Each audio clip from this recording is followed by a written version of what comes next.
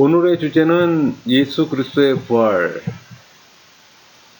이런 주제로 나누고자 합니다. 예수 그리스도의 부활은 사망의 권세 아래 사로잡혔던 무덤에서 만민을 구원하기 위해 다시 살아나시어 부활의 첫 열매가 되셨어요. 부활의 의미는 크게 세 가지로 볼 수가 있습니다. 그러니까 부활은 성육신하여 고난받으시고 죽으신 그리스도를 다시 원래 신적 상태로 되돌이키는 사역이잖아요. 따라서 이는 성자 하나님에게 필수적으로 일어날 수밖에 없는 일입니다. 이것은 구속사의 관점에서 그 의미를 부여할 수 있어요. 세 가지 의미가 있다고 말씀드렸는데 그게 선언적 의미, 표본적 의미, 도구적 의미예요. 여기서 선언적 의미란 얘기는 조건이 만족되었다는 성부 하나님의 선언입니다. 장사됨으로 그리스도의 비하의 신분이 종료되고 부활하심으로 승계 신분이 시작되는 거예요.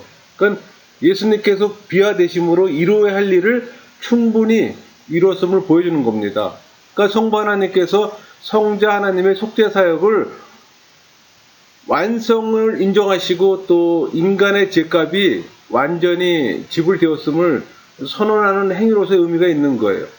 반면에 이 표면적 의미는 성도의 부활의 표본입니다.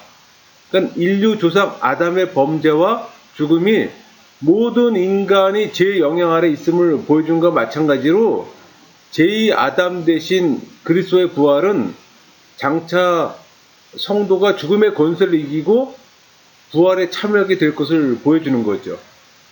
세 번째, 도구적 의미. 이거는 성도의 부활의 기구를 의미합니다. 무슨 얘기인가 하니 중보자이신 그리스도의 부활은 죄인의 구원의 도구로서 그리스도의 속죄 사역 수행의 유효성을 보여주는 거예요. 즉 성자 하나님은 성부 하나님의 구원 계획을 완벽히 수행하신 인간 구원의 보증자가 되시는 거예요.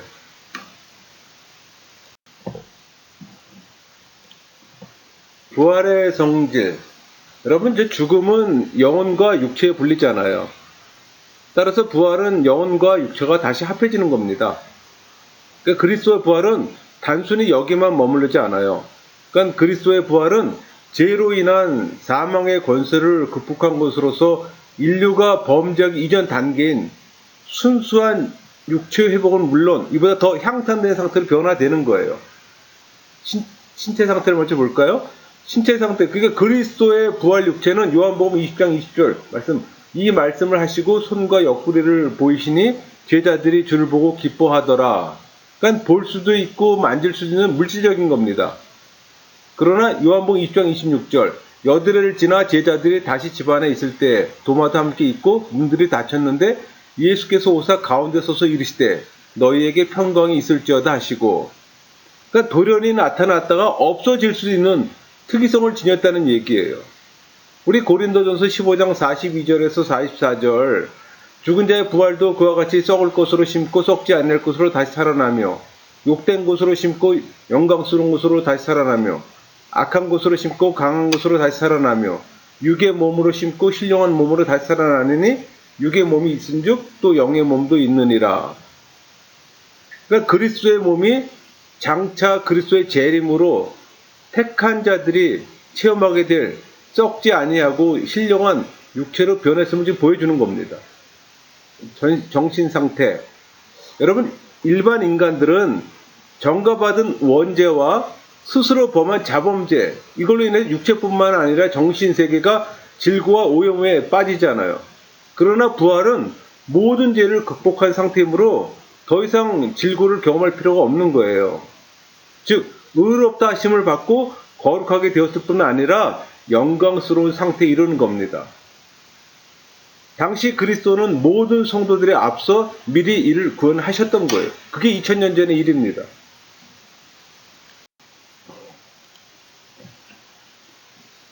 부활의 주체. 부활을 직접 체험하신 분은 성자 그리스도시래요. 그러나 성부와 성령 하나님께서도 함께 이를 주도하셨습니다. 많은 사람들이 오해하는 게 있어요. 삼위 하나님의 바른 이해함이 없다 보니까는 부활하면은 성자 하나님만을 생각합니다. 그렇지 않아요, 여러분. 삼위 하나님의 부활이에요. 부활의 주체는 삼위 하나님인 걸 여러분들이 기억해야 합니다.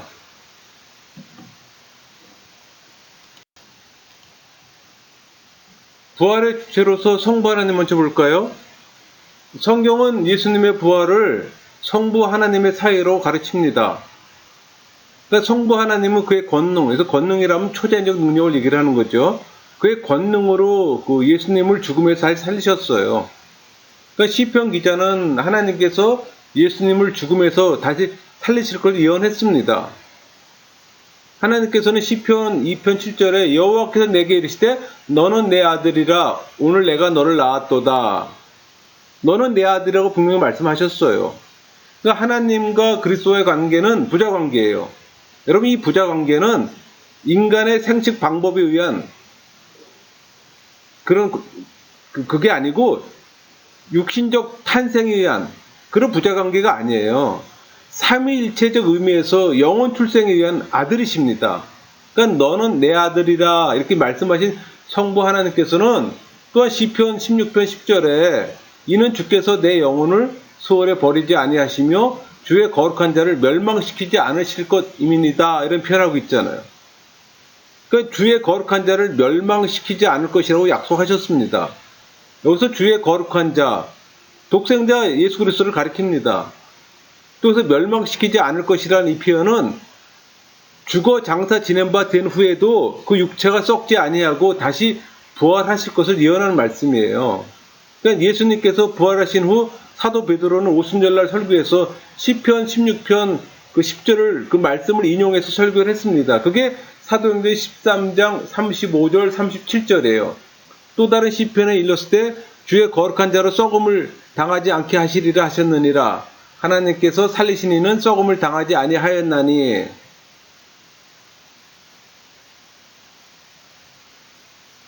그러니까 예수 그리스도의 죽으심과 부활은 사도들의 중심 메시지였어요. 로마서 10장 9절 내가 만일 내 입으로 예수를 주로 시인하며 또 하나님께서 그를 죽은 자 가운데 살리신 것을 내 마음에 믿으면 구원을 받으리라. 하나님께서 그를 죽은 자 가운데 살리셨습니다. 그러니까 그리스도를 죽은 자 가운데서 살리신 이는 하나님이세요. 또 살리심을 받은 이는 그리스도가 되는 거고. 그러니까 죽은 자 가운데서라는 이 표현은 죽음에서부터란 뜻입니다. 그러니까 이는 죽은 자를 의미하는 거예요. 그 말씀도 사도행전, 로마서, 고린도전서, 고린도후서, 갈라디아서, 에베소서 여러분들이 직접 말씀 구절을 성경에서 한번 찾아보세요. 또 사도행전 2장 24절에 하나님께서 그를 사망의 고통에서 풀어 살리셨으니 여기서 고통, 페인, 고통은 헬라어로 오디나스입니다. 해산의 고통을 의미합니다. 그러한 죽음의 고통을 하나님께서 풀어주신 거예요.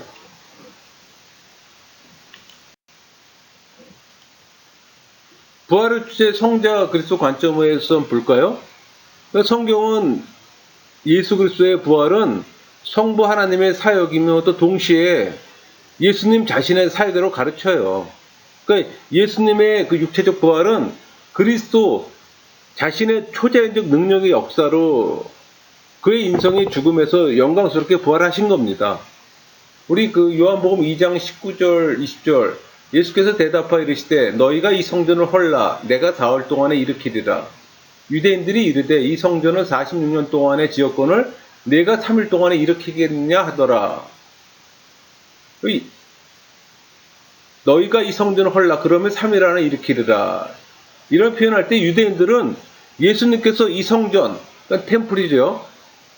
이 성전이라고 말씀하셨을 때 예루살렘 성전을 잘못 생각하고 반문하기를 이 성전은 46년 걸쳐서 분봉왕 헤롯이 진 건데 내가 어떻게 3일 안에 다시 재건할 수 있느냐 그렇게 지금 질문하는 거예요.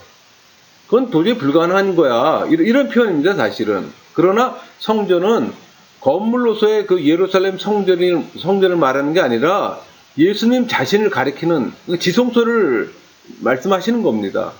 그러니까 예수님은 당신을 성전이라고 할 때 성전 안에 지성소를 가리키는지 말씀하신 거예요. 그러니까 유대인들은 예수님을 죽음으로 성전을 헐었습니다. 그러나 예수님께서는 부활하심으로 다시 성전을 세우셨던 거예요. 그러니까 예수님은 금요일 죽으심을 당하셨잖아요. 그리고 토요일은 무덤 안에 계시고 주일날 초실절에 부활하셨어요. 3일 만에 부활하셨어요.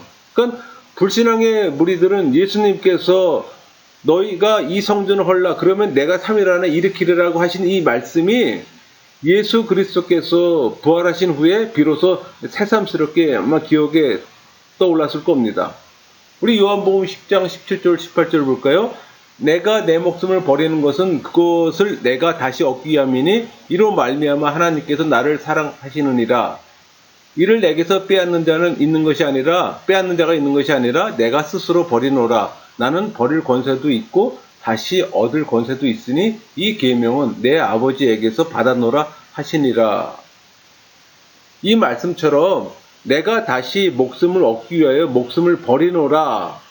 나는 버릴 권세도 있고 다시 얻을 권세도 있어. 이런 얘기예요. 근데 여러분 여기서 이 권세, 헬라어로 엑수시아인데 엑세스티, 그러니까 자유하다라는 뜻이에요. 그러니까 예수 그리스도의 권세는 권위로서의 사망의 지배로부터 제재를 받지 않는 자유로운 권세입니다. 그러니까 예수님은 다시 생명을 얻기 위해 자신의 생명을 스스로 자원해서 버렸던 거예요. 그렇지 아니하면 아무도 예수 그리스도를 죽일 권세를 갖고 있지 못하기 때문에. 그러니까 예수 그리스도는 많은 사람을 구속하기 위해 당신을 희생 제물로 바치셨던 거예요. 그리고 죽음 가운데 다시 부활하심으로 다시 취하신 겁니다. 그러니까 이 권세는 성부 하나님으로부터 받은 거예요. 그러니까 하늘과 땅의 모든 권세를 하나님께서는 예수님에게 주셨던 겁니다. 그러니까 예수님께서는 창조주로서 모든 것을 지배하고 또 처치하는 권세를 소유하고 계신 거예요. 그러니까 예수님은 자기 백성들을 구속하시고 또 보호하시고 또 모든 원수들과 사탄의 세력들까지도 그 발 아래 복종하게 하는 권세를 가지고 계셨던 겁니다. 또 하늘과 땅의 모든 권세를 가지신 예수님께서 당신의 신적 권능으로 죽음에서 부활하신 겁니다. 우리 요한복음 11장 25절 예수께서 이르시되 나는 부활이요 생명이니 나를 믿는 자는 죽어도 살겠고, 이 말씀은 마르다의 오라비 나사로가 죽은 후에 예수님께서 마르다에게 하신 말씀이에요. 그러니까 예수님은 당신이 부활이요 생명으로 당신이 부활 영생을 소유하고 계신 겁니다. 그러니까 예수님은 마르다에게 나를 믿는 자는 죽어도 살 것이다, 그런 표현을 했잖아요. 그러니까 부활 영생의 확신을 심어주신 거예요. 그러니까 사람은 죄값으로 죽으나 예수 그리스도를 구주로 믿는 자는 예수 그리스도께서 다시 재림하실 때 부활하여 영생 복락을 누릴 것입니다. 그러므로 그리스도인들이 부활하여 영생 복락을 누리는 건 너무나 당연한 겁니다.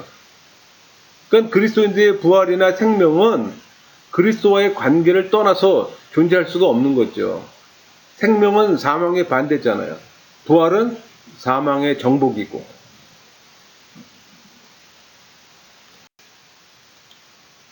그럼 성령 하나님 관점에서 우리 부활을 볼까요?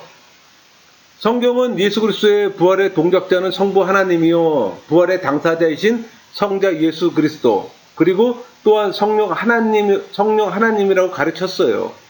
그러니까 로마서 8장 11절 볼까요?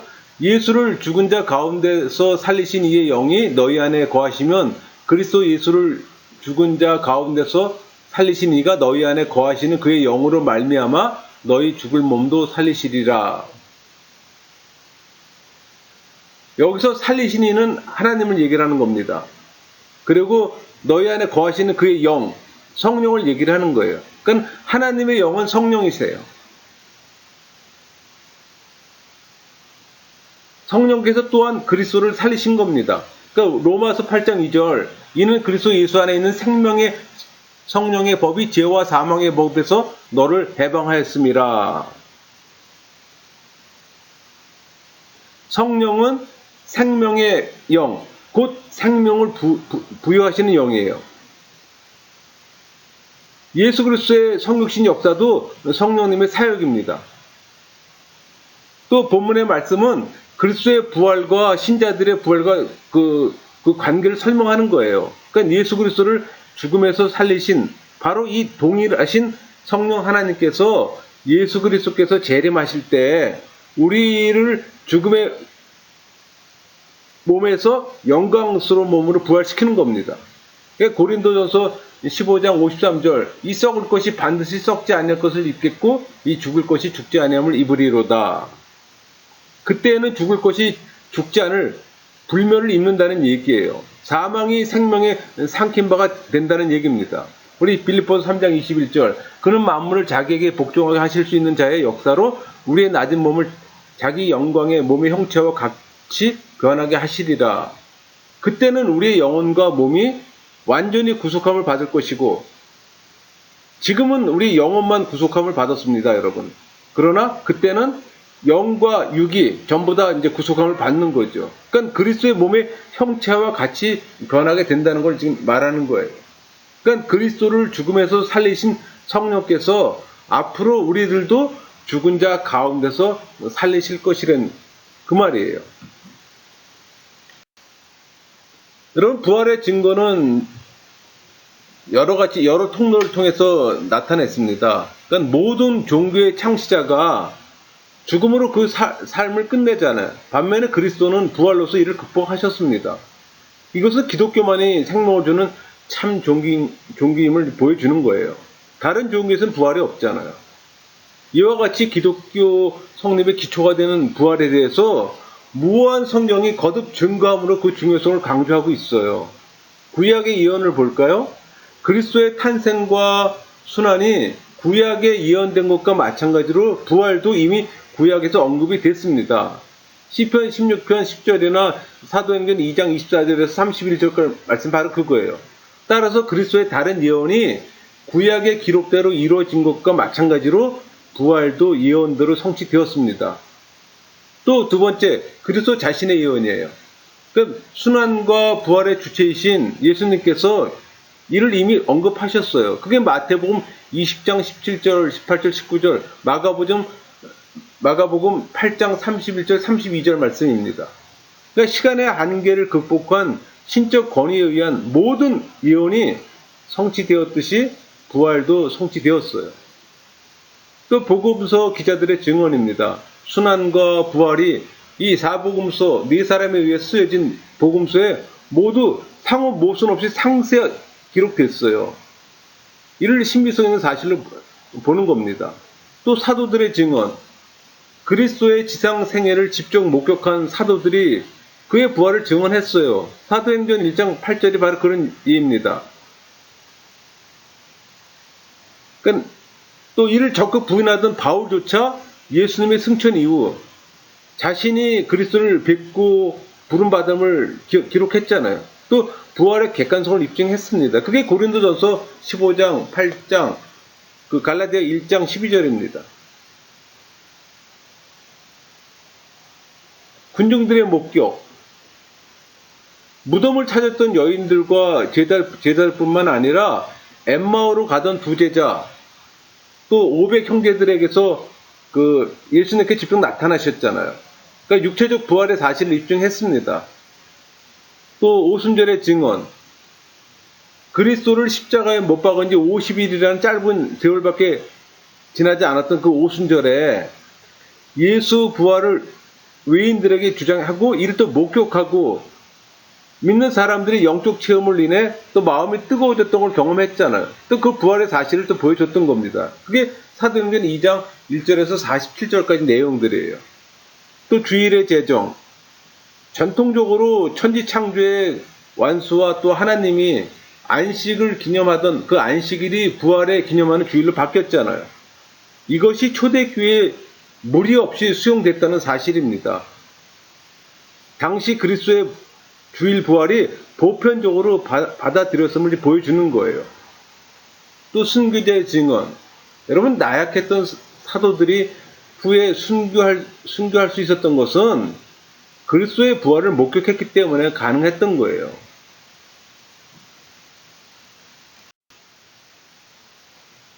그러나 여러분, 예수 그리스도의 부활을 부인하는 사람들이 많이 있었습니다. 지금까지 부활의 증거와 더불어 부활 교리에 포함된 여러 가지 요소를 우리는 살펴봤어요. 그러나 기독교 역사 가운데 부활 사실 그 자체를 부인함으로써 이 모든 근거를 말살하는 시도가 많이 있었어요.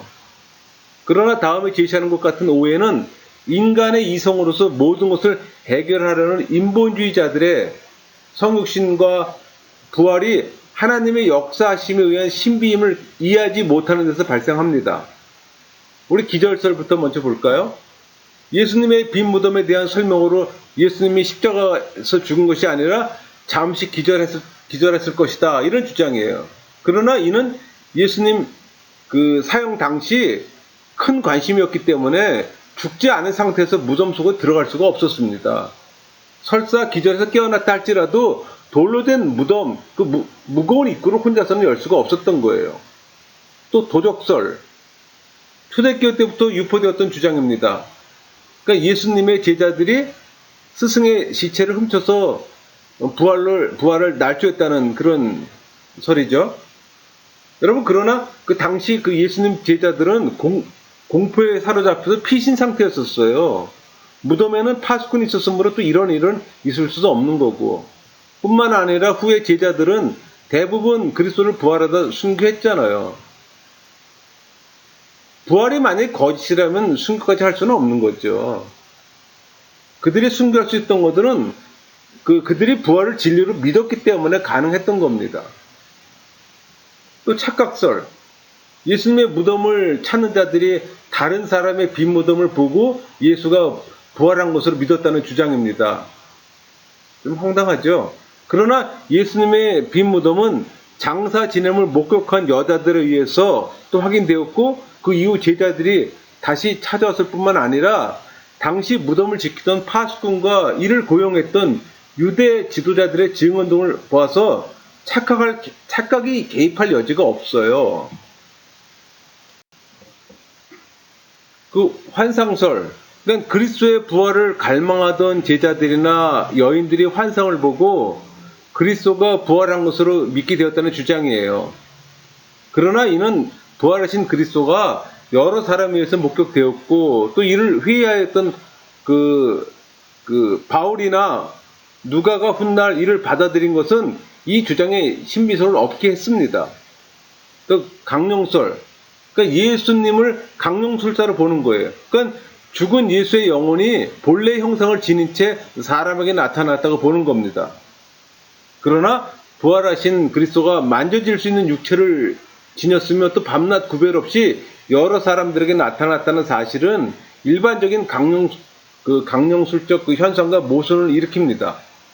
또 신화설, 당시 인접 여러 나라에 유포된 부활 신화가 예수님의 죽음에 도입되었다는 겁니다. 그러나 고대 근동 지역에 예수님의 부활에 비견할 수 있는 신화가 존재하였는지 의문일 뿐만 아니라 성경 기록의 현장성 등은 이를 부인합니다. 또 사기설, 이 설은 또 예수님이나 그의 제자들이 온갖 것을 지어냈다고 보는 겁니다. 이 설에 따르자면 그리스도는 구약 성서에 나오는 메시아에 관한 예언을 읽었었고, 또 그것들이 자신에 의해 이루어진 것으로 각색했던 영리한 사기꾼에 불과하다는 겁니다. 그렇지만 사기꾼이 자신이 태어날 것까지 적절하게 뜯어 맞추기는 어려운 거죠.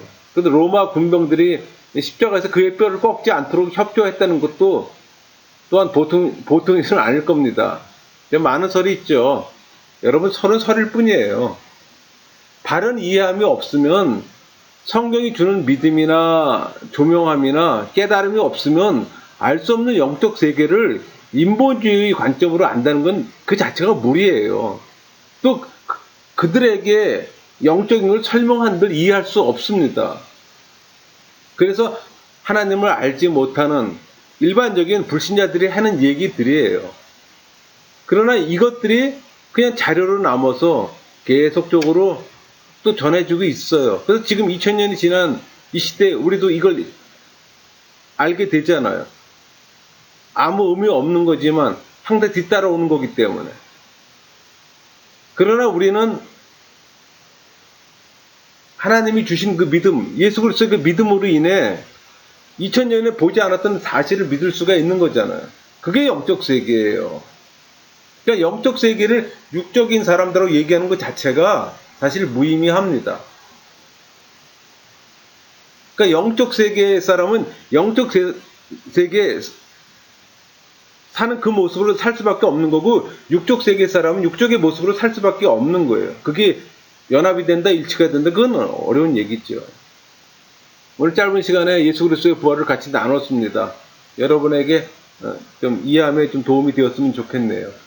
마치겠습니다.